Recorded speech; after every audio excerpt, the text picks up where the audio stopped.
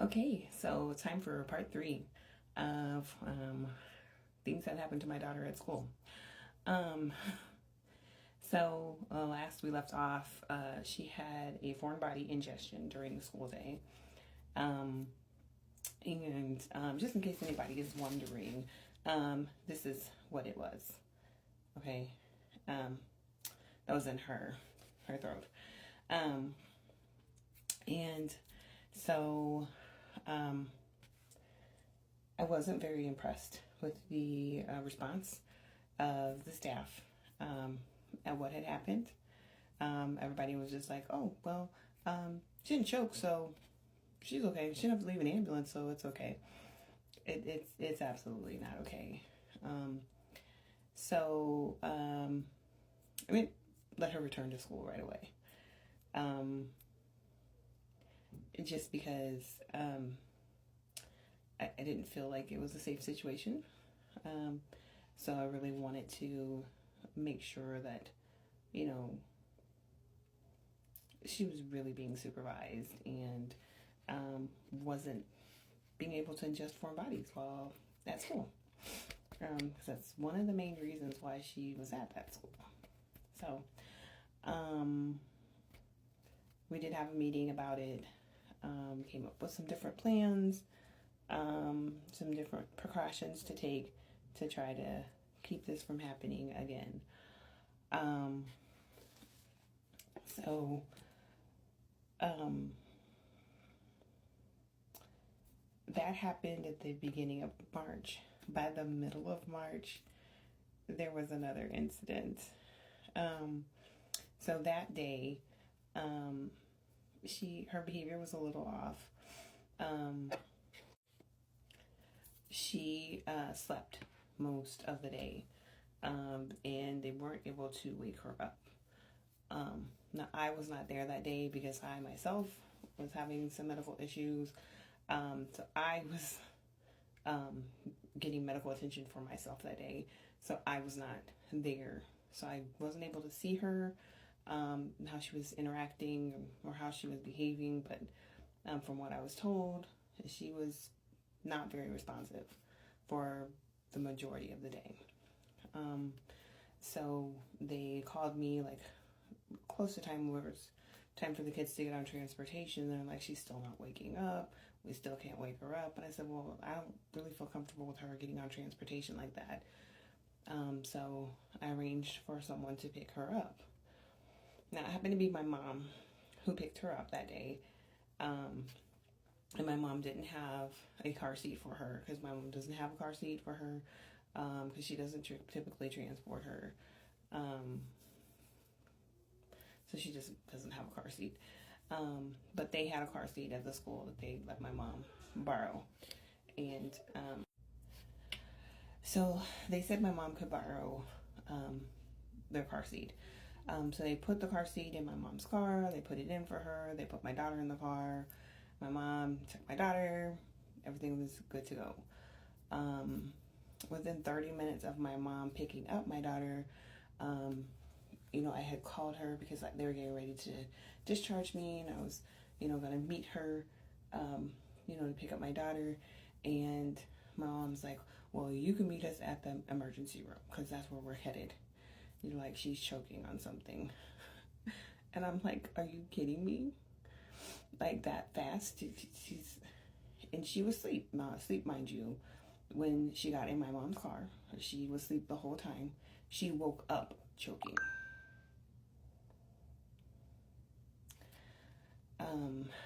So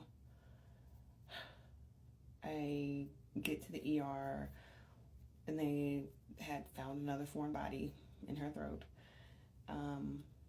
And they were able to get it out and she was doing fine. Her vitals were good. Everything was good. So at this point, I was like, yeah, she's definitely not going back to school until we sit down and have a conversation about this because I don't know for sure what happened this day, but the way that things unfolded, it would seem like something happened while she was at school. I, again, was not there, so I don't know exactly everything that could have happened while she was at school. But based on what the school told me, she was asleep when they put her in my mom's car. And according to my mom, she didn't wake up until she started choking. So I'm not sure how somebody who's asleep ingests a foreign body. So again, they were like, well, maybe it happened, with your mom. Maybe it happened at home. Maybe it happened anywhere but here. So again, they're just not willing to say, you know what, it's possible. Something could have happened. Is it possible that she woke up at some point and grabbed something and somebody wasn't watching her very carefully? It is possible. But according to them, it was not possible. So what I said was, hey, we need to figure out what's going on. This is the second foreign body ingestion in less than 30 days. So all I'm saying is we just need to figure out what's going on and how we can best keep this from happening again. So I'm just, asking for, simple things. They're like, well, when's she coming back to school? And I was like, once we figure out what happened, she can come back to school. But I don't understand why you think I would send my child to school if we don't even know where these foreign bodies are coming from. Like, that's weird. No. So they asked for her discharge papers from the ER, and I was like, no, you may not have those. You've never required those anytime that she's been hospitalized, anywhere else. You've never required that information, so I'm not really sure why you're requiring it now. Like, is there something you need to know? Is there something I can have her doctor write up for you?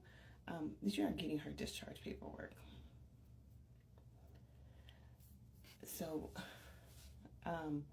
I asked them for an incident report. Because in my mind, there should have been an incident report, because that's unusual behavior for a student to come to school and sleep the entire day, not eat lunch, and not be responsive. That's not typical behavior.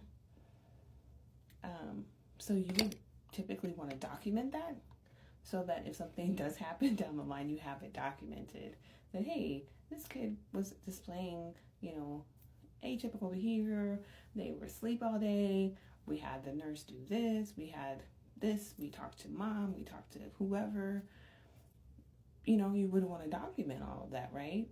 I would think, but apparently they did not.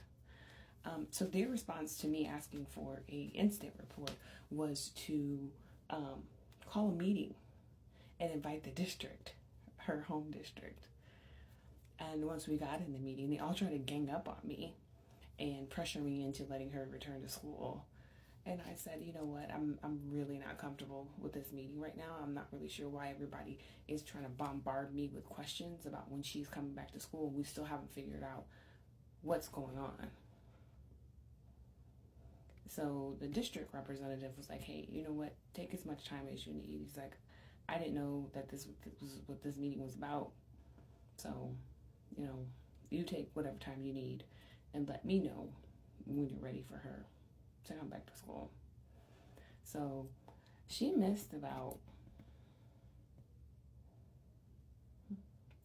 I want to say almost a month of school, close to a month of school, because in the meantime she ended up needing to have a procedure done where she was going to be under anesthesia. So and then they ended up taking her tonsils out, which added some time. So yeah, so she ended up being out for about a month before I let her return to school. But before returning to school, we did have to have another meeting.